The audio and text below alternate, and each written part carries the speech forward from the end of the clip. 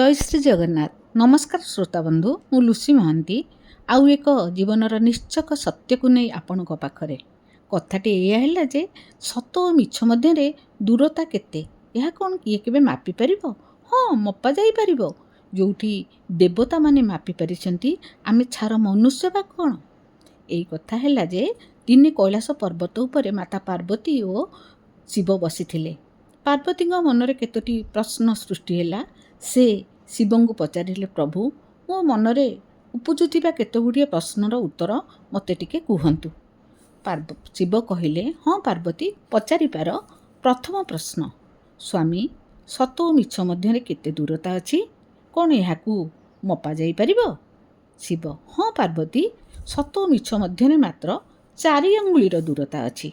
कथा यह कि जो जिनिस को आमे आखिरे देखि थाए ता सत होई थाए, किंतु आमे जहाँ कानरे शुणी थाए ताहा मिछ होई पारि थाए। आखिठारु कानर दूरता मात्र 4 अंगुली, किंतु यार भेद बहुत गभीर अटे माता पार्वती। हे ईश्वर, यह तो मु जानि नथिली।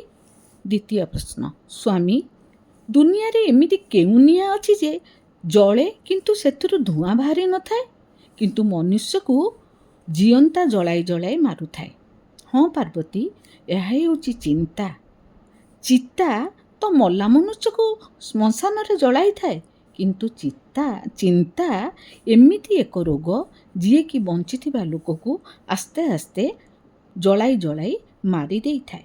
पार्वती कहिले, सत्य वचन स्वामी।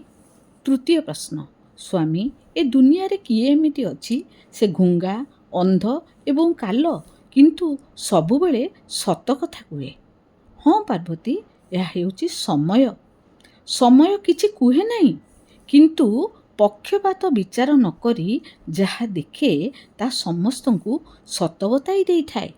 जोटा कि दुनिया आगरे समस्ते एइटा सत बोली स्वीकार करिथांती, काहेकि ना समय जहा देखे ताहा ही कुहे।